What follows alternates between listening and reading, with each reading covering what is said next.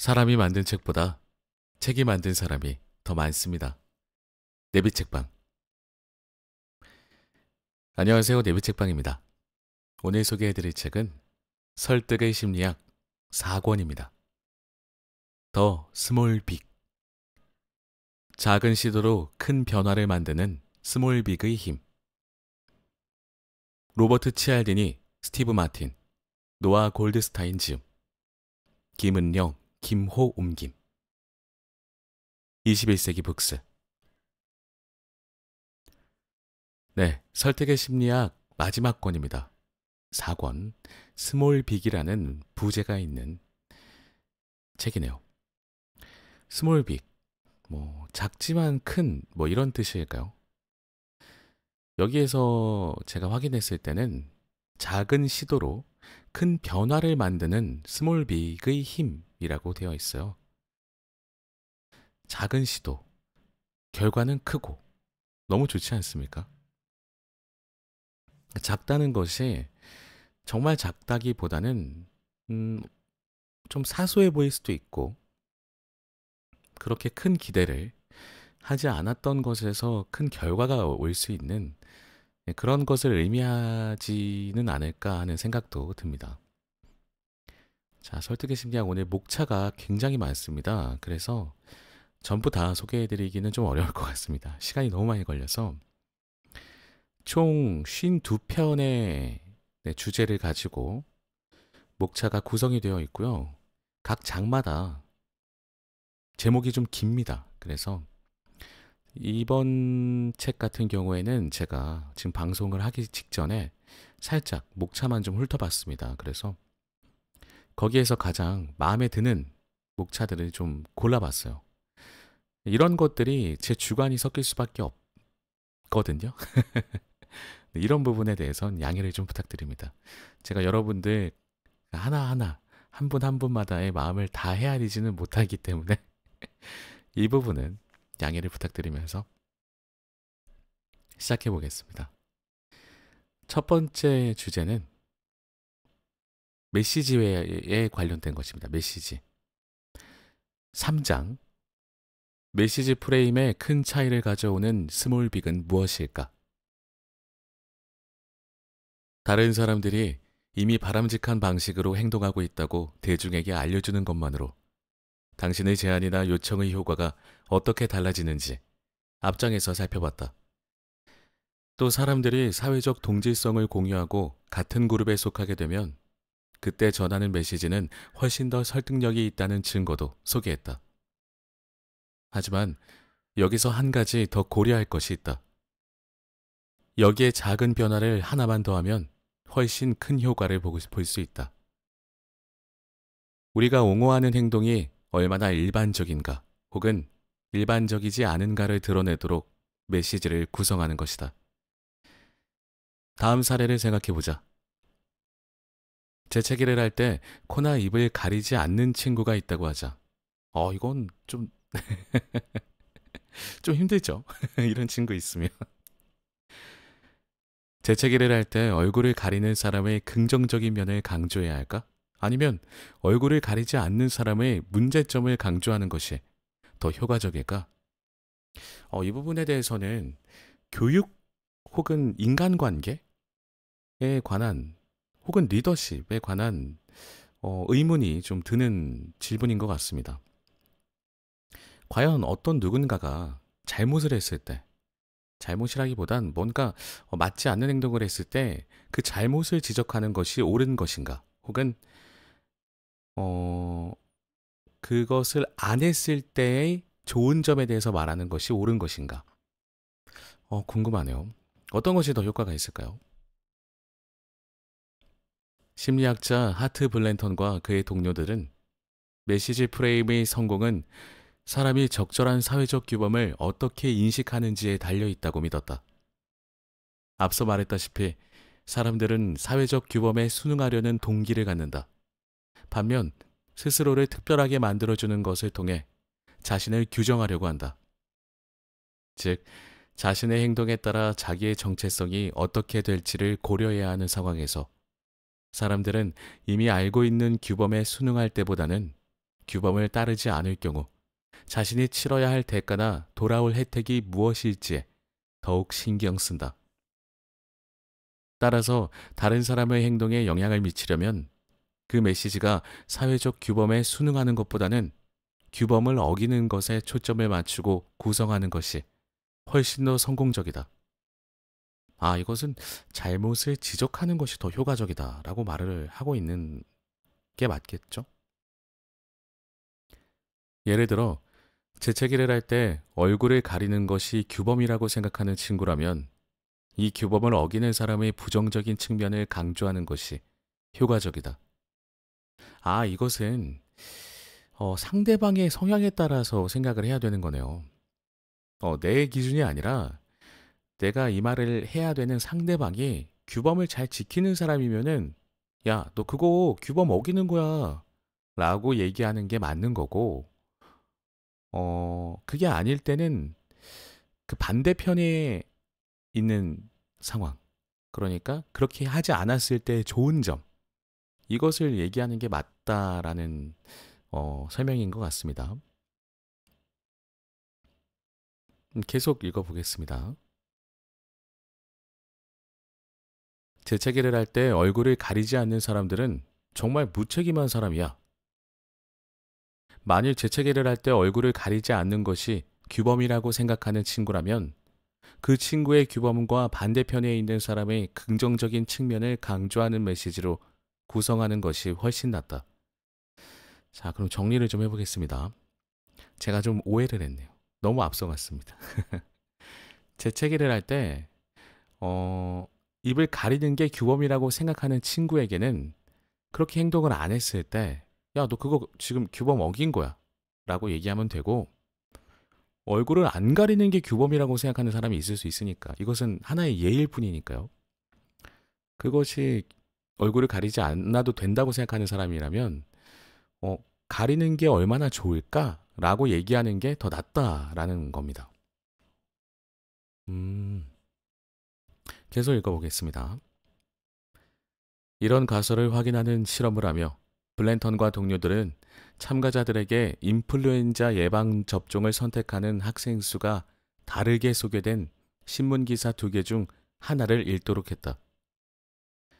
한 기사에서는 대부분의 학생이 예방접종을 할 것이라고 주장했고, 다른 기사에서는 대부분의 학생이 예방접종을 하지 않을 것임을 강조했다. 그 다음 예방접종을 한 사람과 하지 않은 사람의 행동을 특징 짓는 또 다른 기사를 읽게 했다. 두 번째 기사의 메시지는 두 가지 중 하나로 구성됐다. 주사를 맞겠다는 결정을 긍정적으로 연결시키거나 주사를 맞지 않겠다는 결정을 부정적으로 연결시키는 것이다.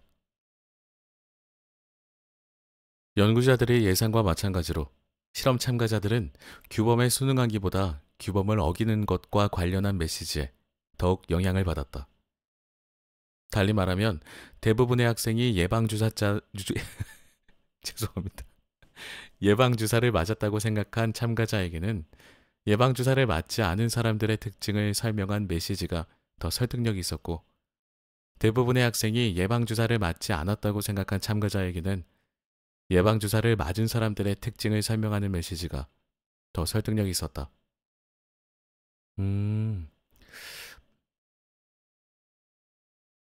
이것이 규범을 어겼다라는 얘기를 상대방이 어떤 행동을 한 것과는 상관없이 그냥 얘기를 한 거잖아요.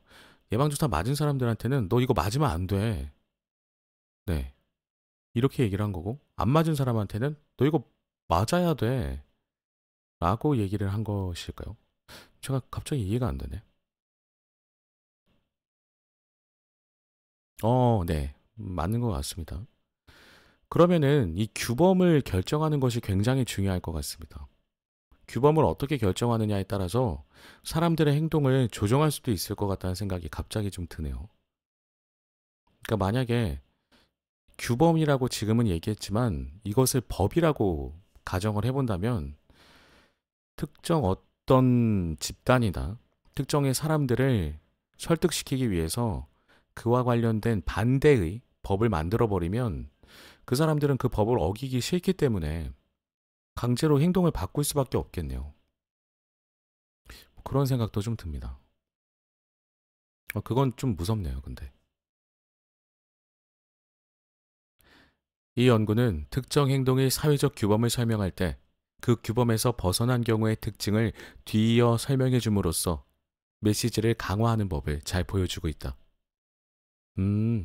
정리하면 그거네요. 제가 지금 정신이 좀 혼미한 것 같습니다. 왜 이렇게 이해가 안 되지, 오늘? 원래도 부족한 사람이지만, 오늘 다소 좀 초반부터 진행이 매끄럽지 않네요. 죄송합니다. 그러니까 특정 행동의 사회적 규범을 설명을 할 때, 그것에서 벗어난 경우의 특징을 뒤이어서 설명해 줘서 그 메시지를 강화하는 법을 보여주고 있는 것이죠. 근데 이런 것이 악용될까봐. 설득의 심리학의 이 저자분이 책의 중간중간마다 항상 하시는 말씀이 있는데, 이 모든 심리학의 방법들이 윤리적으로 사용되길 원한다.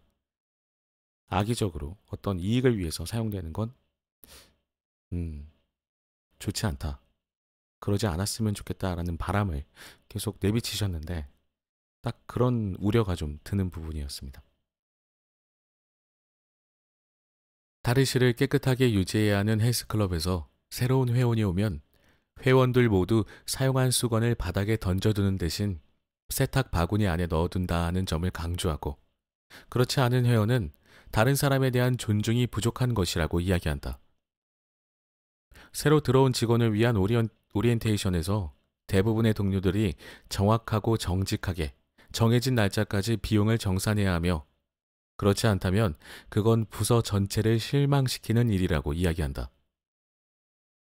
막 당뇨병 진단을 받은 사람에게 당뇨 환자들은 운전하기 전에 혈당을 체크하는 습관을 들여야 하고, 그렇게 하지 않는다면 타인을 위험에 빠뜨리는 것이라고 이야기한다. 다시 한번 생각해보자. 예방접종 사례는 물론 헬스클럽 회원과 신입사원, 당뇨병 환자의 사례를 볼 때 이렇게 사회적 규범에 관해 설명을 듣는 사람은 아직 규범을 잘 알지 못한 상태다. 그렇다면 어떤 행동이 상식이고 비상식인지 이미 나름의 신념을 갖고 있는 개인에게도 이와 비슷한 접근법이 효과가 있을까? 물론 있다. 또 다른 연구에서 블랜턴과 레지나 판덴에인덴을 비롯한 연구자들은 참가자들에게 대학 캠퍼스 내에서 특정 건강 습관에 관해 어떻게 생각하고 있는지 적어달라고 요청했다. 2주 후 이들에게 가짜 경험담을 읽게 했는데, 그 경험담들은 건강한 생활 습관을 실천하는 학생들과 긍정적인 특징을 연결하거나 혹은 건강한 습관을 실천하지 않는 학생들과 부정적인 특징을 연결한 것이었다. 이 연구에서 참여자가 건강한 습관을 더 일반적이라고 인식할수록 건전하지 않은 습관을 행하는 사람들을 부정적으로 표현한 메시지에 더욱 영향을 받는다는 사실을 확인했다. 이와 대조적으로 건강한 습관이 덜 일반적이라고 생각할수록 건강한 행동을 실천하는 사람을 긍정적으로 표현하는 메시지에 더욱 영향을 받는 것으로 나타났다. 이 연구와 또 다른 유사 연구 결과를 통해 설득력 있는 메시지를 구성하기 전에 의사소통자들이 먼저 수행해야 하는 사소하지만 중요한 임무를 확인할 수 있다. 규범에서 빗나간 행동의 특징을 설명하기 전에 상대방이 사회적 규범에 관해 어떻게 생각하고 있는지 고려해야 한다. 네, 이 부분이 가장 먼저 선행되어야 합니다. 상대방이 어떤 사람인지를 먼저 파악을 해야 됩니다. 이것을 얘기할 때 규범이고 뭐고 아무 신경 안 쓰고 계속 오랜 시간 생활을 했던 사람에게 야, 너 그거 규범 지켜야 돼. 그러면 귓등으로 듣겠죠? 귓등으로. 근데 말을 해봤자 뭐 한 귀로 듣고 한 귀로 흘릴 겁니다. 회사에서 시간 엄수를 강조하고 업무 효율성을 증진시켜야 하는 임원은 회의를 늦게 시작하는 것이 얼마나 문제가 되는지에 대해 직원들이 어떻게 생각하고 있는지 고려해야 한다. 만약 직원들이 시간을 어기는 경우가 너무 자주 일어나고 그것이 문제라고 생각하고 있다면 임원의 메시지는 늘 시간에 맞춰 도착하는 직원의 긍정적인 측면에 집중해야 한다. 반면 직원들이 약속에 늦는 것을 별로 대단치 않게 생각한다면 늦게 오는 사람들의 부정적인 측면을 강조해야 한다. 사소하지만 과학적으로 확인된 설득 방법을 적절하게 실행하면 세상 사람들은 더 건강해질 것이고 동료들은 당신의 요청을 더 잘 들어줄 것이다. 또 위생을 고려해 샐러드 바에 설치된 재채기 보호막이 필요 없는 세상에서 살 수 있을 것이다. 15장. 스스로 행동하는데 스몰빅을 어떻게 활용할 수 있을까? 우리는 날마다 다른 사람에 대한 의무와 도덕적 책임을 떠올리게 하는 설득 메시지를 만난다. 광고에서는 가족을 위해 생명보험에 가입하라고 이야기하고 정치가들은 자국민을 위해 국산 제품을 사야 한다고 말한다. 환경보호주의자들은 미래 세대를 위해 전 세계의 천연자원을 아끼고 보호해야 한다고 주장한다. 부모가 그동안 우리를 보살폈던 것처럼 나이 들어가는 부모를 돌봐야 한다고 우리의 양심은 말한다. 인생에서 올바르게 살도록 수많은 사람들이 도움을 줬다는 사실은 명백하다. 그런데 그중 가장 고마운 사람은 누구일까? 미래의 자기 자신이 아닐까? 연구자 크리스토퍼 브라이언과 할 허시필드는 미래의 자기 모습에 대한 도덕적 책임감 때문에 사람들이 장기적으로는 자신에게 이롭도록 행동하는 방향으로 설득된다는 가설을 확인하러 나섰다. 꽤 많은 사람이 미래의 재정적인 안정을 위해 충분한 돈을 저축하지 않는다는 사실을 고려해 브라이언과 허시필드는 은퇴를 대비하는 저축 습관을 살피기로 했다. 이를 위해 별다른 은퇴 계획을 마련하지 않은 200명의 대학교 교직원을 대상으로 연구했다. 이 연구에 참여한 모든 직원에게 은퇴 후를 대비한 저축의 중요성을 강조하며 저축률을 높이도록 격려하는 메시지를 보냈다. 다만 메시지의 마지막 단락은 무작위로 나눠놓은 그룹마다 약간씩 달랐다. 예를 들어 기본적 미래의 자기 이익을 강조한 메시지에는 장기적인 이익을 고려해 지금부터 저축을 시작하길 권합니다. 장기적 측면의 복지가 위험한 상태에 놓여 있습니다. 지금 내리는 결정이 은퇴 무렵 어느 정도의 자산을 보유하게 될지 좌우할 것입니다. 라는 글을 더했다. 미래의 자신에 대한 의무라는 조건에는 은퇴를 대비해 자기 자신에 대한 책임을 져야 하고 그러려면 지금부터 저축을 해야 합니다. 미래의 당신을 결정짓는 것은 지금의 당신입니다. 지금의 결정이 앞으로 당신이 의지하게 될 미래의 재정적 안전을 책임질 것입니다. 라는 글에 덧붙였다. 이주 연구자들은 메시지를 받은 뒤 직원들이 은퇴 계획과 관련해 저축률을 변경했는지 대학의 복지센터에 문의했다. 미래의 자신에 대한 의무를 강조한 그룹은 기본적 미래의 자기 이익을 강조한 그룹에 비해 저축률이 0.85% 증가했다. 언뜻 대단치 않은 차이로 보이겠지만 미국 평균 임금인 연수입 45,485달러, 30세 남성이 5%의 연금 부담금을 5.85%로 올릴 경우를 생각해보자. 평생 연봉이 오르지 않는다고 가정할 때 총 저축 금액은 65세 은퇴 시 68,797달러에 이르는 차이가 나타난다. 자기 자신에 대한 책임을 져야 한다라는 메시지에 응답한 결과로 다른 사람보다 1년 반 일찍 퇴직할 수 있는 것이다.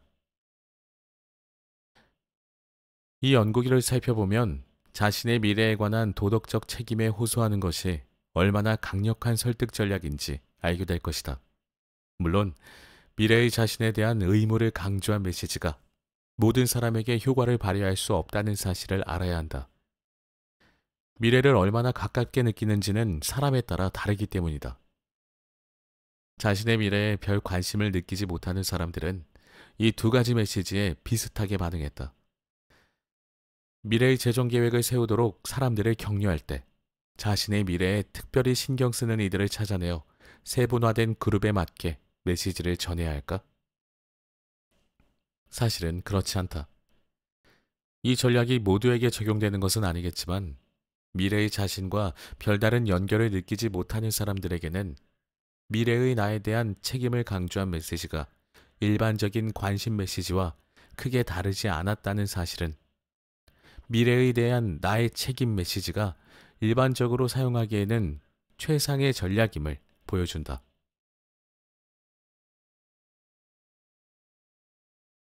미래에 대한 도덕적인 책임을 자극하는 사소한 행위로 말미암아 은퇴 대비 저축에서 엄청난 차이가 났다는 사실은 재무설계사, 인사 담당자, 정책 결정자에게 의미하는 바가 크다. 하지만 미래에 대한 고민이 얼마나 중요한지 사람들의 관심을 모으는 더 효과적인 방법이 있다. 미래의 자신이 어떤 모습이 돼 있을지 사진으로 보여주는 것이다. 와, 이 방법은 가장 효과적이네요. 내가 어떤 모습일지. 할 허시필드와 6명의 연구자가 진행한 연구에서 참가자들은 연구 시작 몇 주 전에 그들의 사진을 올렸다. 연구를 시작하며 참가자들에게 스크린에 연결하는 슬라이드 장치를 사용해 은퇴연금에 어느 정도 수입을 할당한 것인지 보여달라고 요청했다. 참가자들 중 절반은 처음에 올린 현재 사진이 눈앞에 펼쳐진 상태에서 저축률을 조정했고, 나머지 절반은 70세가 됐을 때 어떻게 변했을지 보여주는 노화 상태 사진을 보며 저축률을 조정했다. 이 작은 변화는 큰 차이를 만들어냈다. 미래의 자신을 본 참가자들은 자기 수입의 6.2%를 할당한 반면 최근의 자신을 본 참가자들은 4.4%만 할당했다. 노화 상태의 사진을 통해 자신의 미래를 본 참가자의 경우 저축액에서 40% 차이가 난 것이다. 이 사례가 암시하는 것은 분명하다. 상당 시간 동안 변화가 주는 혜택을 경험하지 못한 사람의 행동을 변화시키려면 미래의 자아에 대한 의무뿐 아니라 미래의 자신이 어떻게 보일지 설명해 줘야 한다. 예를 들어 환자에게 금연을 설득하는 의사라면 담배가 어떻게 노화를 앞당기는지 앱을 사용해 나이 든 환자의 모습을 보여줄 것이야. 다른 사람을 설득하면서 미래의 모습을 보여주는 것이 문제가 된다면 다니엘 바텔스와 올레그 유르민스키가 진행한 연구에 등장하는 좀 더 쉬운 접근법을 생각해보자. 세월이 흐르면 인생의 몇몇 측면은 변하겠지만 사람들의 가장 중요한 정체성, 즉 내가 누구인가의 여부는 그대로 남아있다는 사실을 다시 일깨워주는 것만으로 자신과 미래의 자신을 연결시켜 줄 수 있다.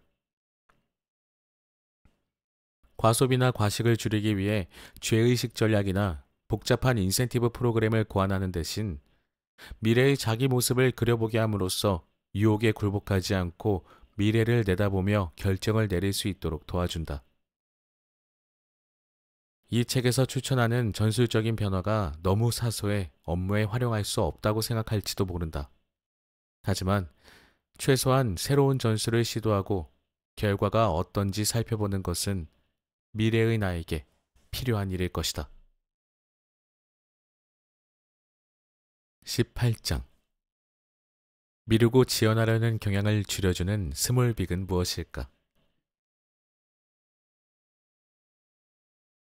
미국 유통업체인 베스트바이가 사용한 기간을 넘긴 선물 카드를 통해 4천만 달러의 이익을 얻었다는 기사가 난 적이 있었다.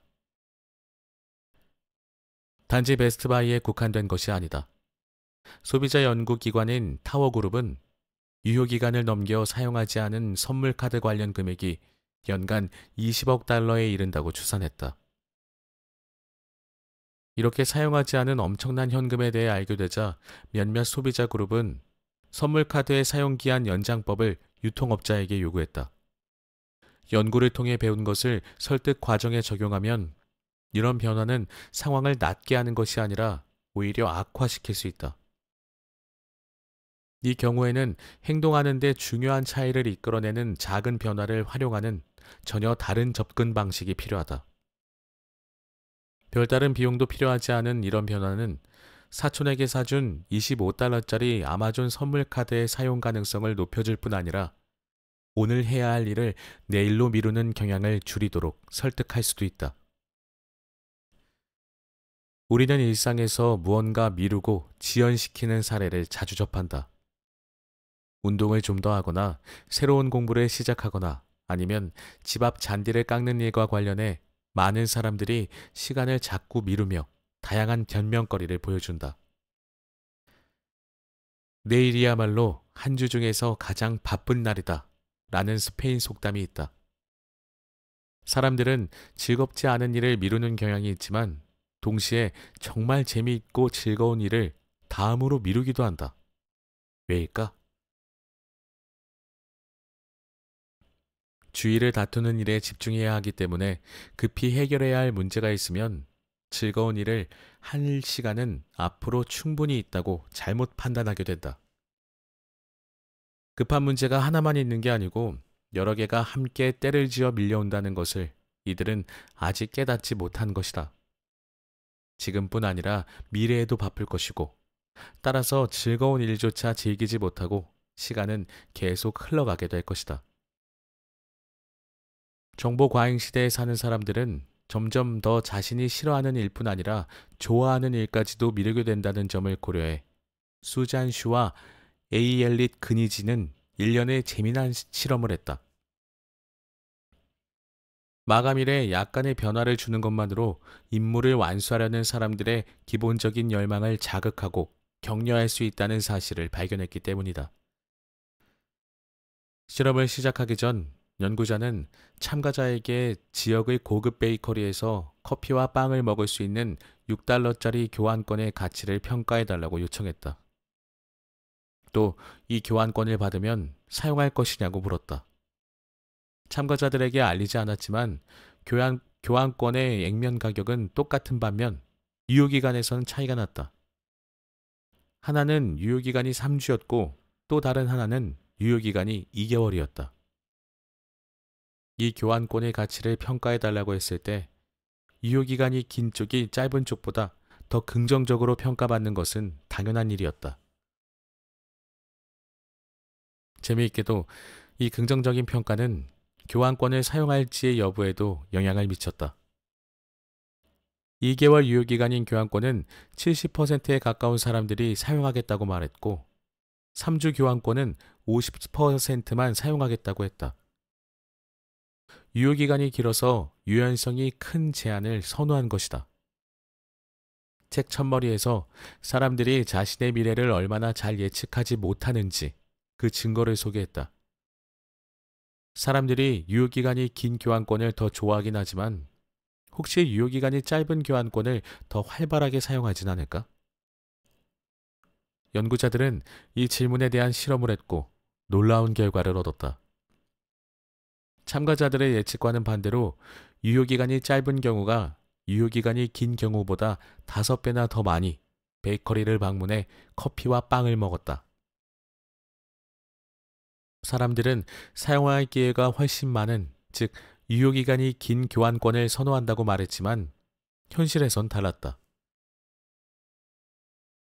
이 실험에 영향을 미치는 요소가 미뤄두는 습성 때문인지 확인하기 위해 연구자들은 1년의 후속 연구를 진행했다. 교환권을 사용한 사람들은 즐겁고 가치 있는 경험을 누렸다고 말했다. 교환권을 사용하지 않은 사람은 후회를 표현하며 잊어버렸어. 빵 좋아하지 않아. 좀 번거로워. 같은 설명 대신 너무 바빠서 시간이 부족했어. 나중에 사용하려고 계속 생각했어. 같은 설명에 가장 적극적으로 동의했다. 이 연구 결과는 고객이나 손님에게 제안할 때 즉각적인 작은 변화가 어떤 역할을 하는지 설명해 준다. 소비자들에게 더 매력적으로 보일 것이라는 잘못된 믿음으로 목표 대상이 반응할 수 있는 것보다 긴 유예 시간을 제공하는 대신 기간을 짧게 두는 것이 낫다는 사실을 보여준다. 예를 들어 소프트웨어 회사가 새로운 사용자 등록을 촉진하고 싶다면 지금 바로 등록하시겠습니다. 내일 다시 문의해 주세요. 다음 주에 다시 문의해 주세요. 같은 팝업 창을 띄우는 대신 지금 바로 등록하겠습니다. 내일 다시 문의해 주세요. 그리고 등록 마지막 날인 3일 후 다시 문의해 주세요. 로 바꾸고 일찍 등록한 사람에게는 혜택이나 보너스를 줄 수 있을 것이다. 재정 상담사나 투자 매니저라면 잠재적 투자자를 설득하기 위해 최신 투자 정보를 알려주는 웹 세미나나 설명회를 준비하고 있다면 0월 0일까지 참석 확인 부탁합니다 라고 초대장에 확인 날짜를 예상보다 촉박하게 바꾸는 것만으로 참석률을 높일 수 있다.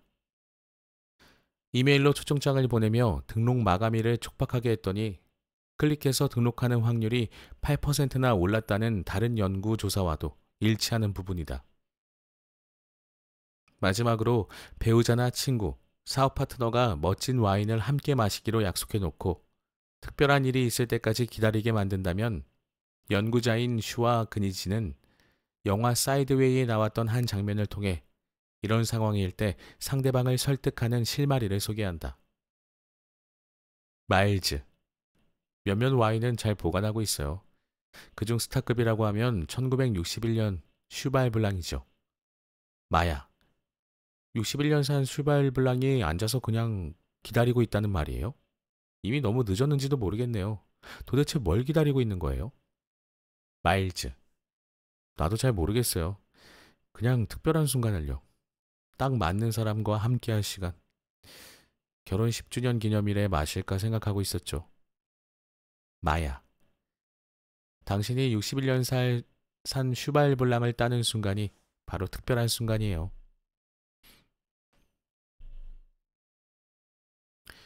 오늘 유난히 책이 잘 안 들어오네. 큰일 났네.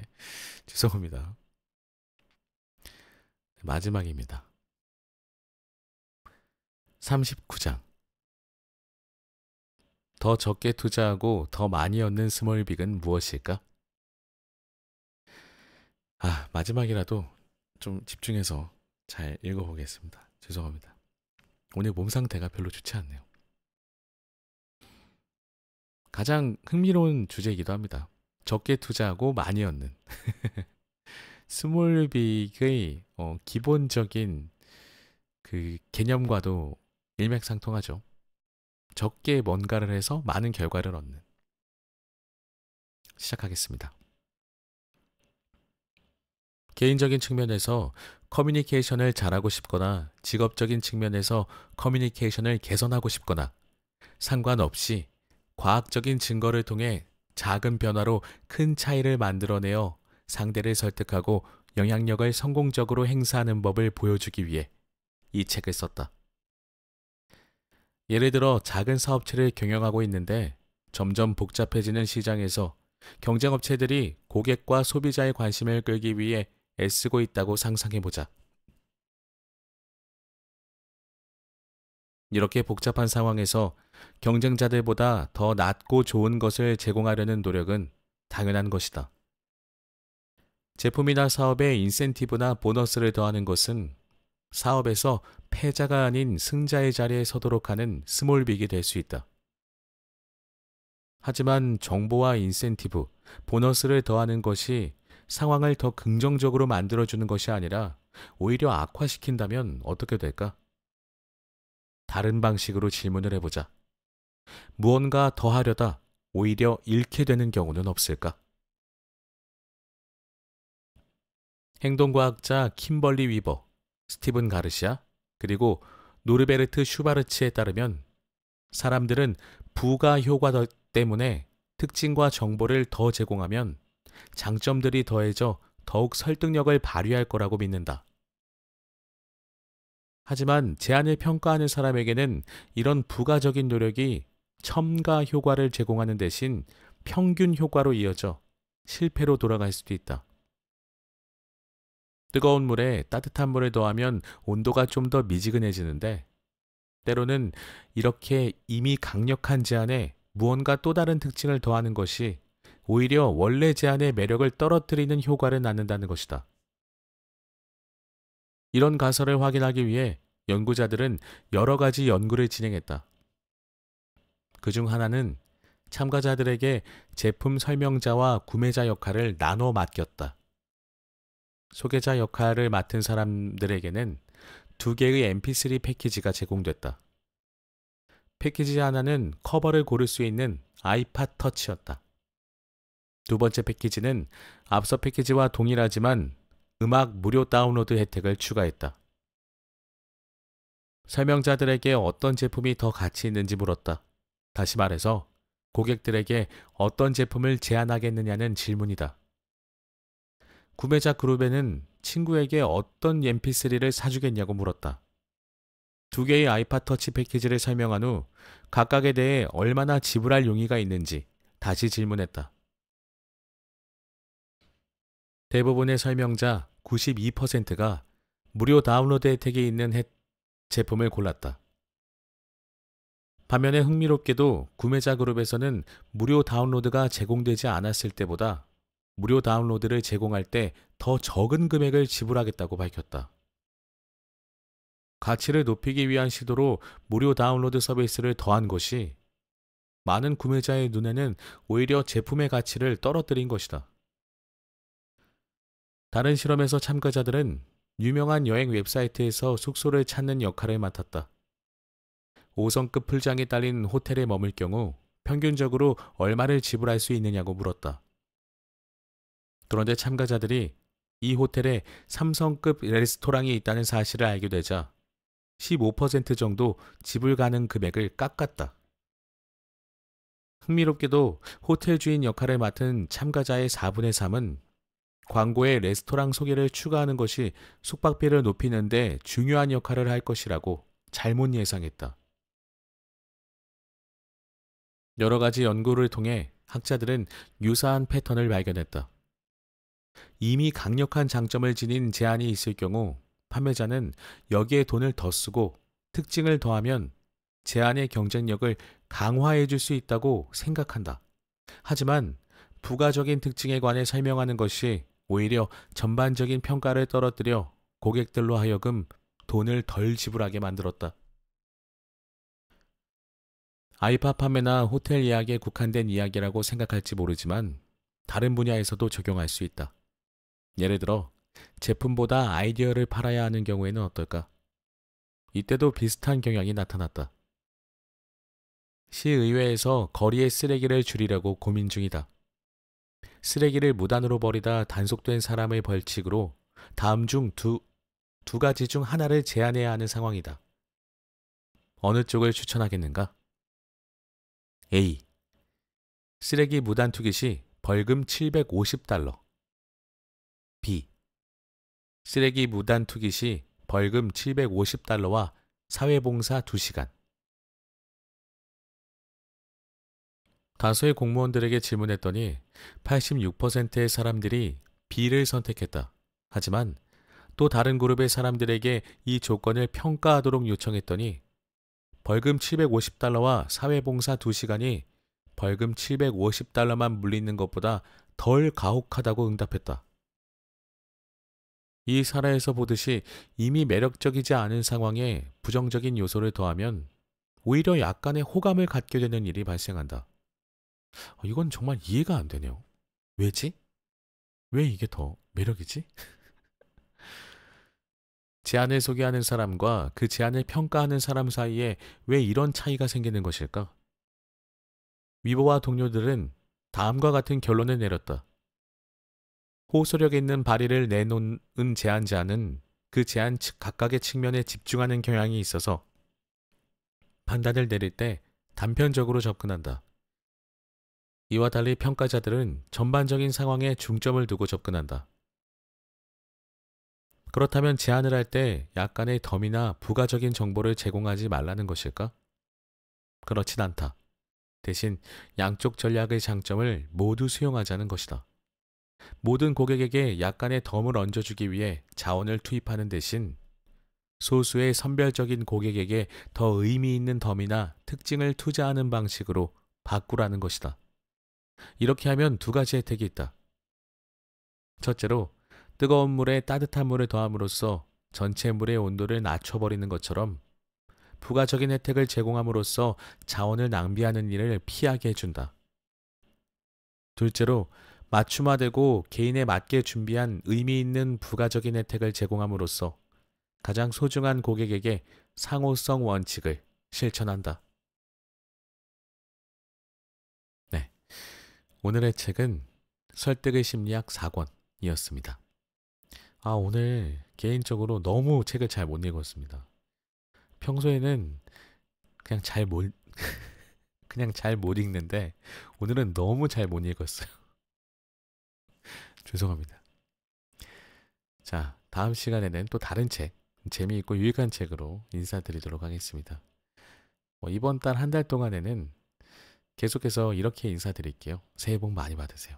항상 건강하시고 좋은 일만 가득하시길 바라겠습니다. 전 다음 시간에 뵙겠습니다. 들어주신 모든 분들 감사합니다.